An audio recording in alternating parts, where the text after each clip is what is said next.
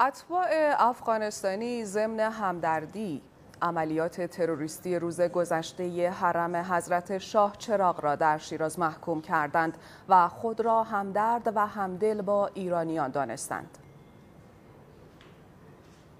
عصر روز چهارشنبه ساعت 17:42 حرم مطهر حضرت احمد بن موسی. واقعا اصلا خیلی بد بود، یعنی اصلا نمیدونم چطوری بگم.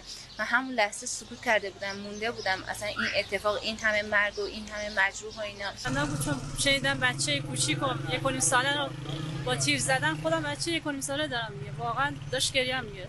حادثه تروریستی که در آن تا عصر امروز 15 نفر از هموطنانمان به شهادت رسیدند و 19 نفر مجروح.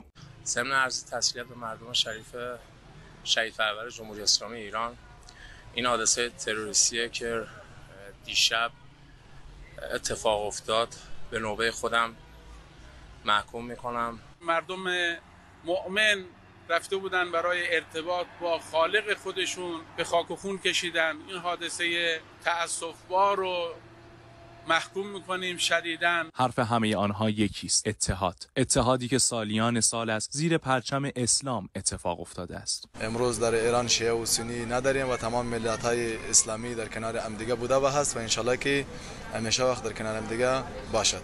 واقعا هدفش اینه تفرقه بنظر بین شیعه و سنی تفرقه می‌کنه. انشالله که نمی‌تونن این کارو، مردم بالاخره فهمیدن این کار نمی‌تونن انجام بدن.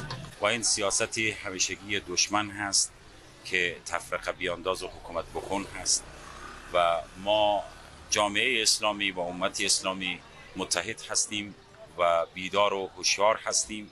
میخوان بین شیعه و سنی تفرقه ایجاد کنن، عمرن بتونن این کارو بکنن. اصلا فکر نمی‌کنم بین مردم ما ایران، تهران، نمیدونم کرد، لور هیچ تفاوتی نداره، چون خیلیامون سالیانه داریم کنار هم زندگی میکنیم. و مردم آگاه باشن که این دسیسه دشمنه که ما تو زمین دشمن بازی نکنیم. حالا امروز زیر پرچم سه‌رنگ ایران آنچه دیده می شود همزیستی مسالمت آمیزی است که دیگران چشم دیدن آن را ندارند. امیرحسین خادمی، خبرگزاری صدا و سیما.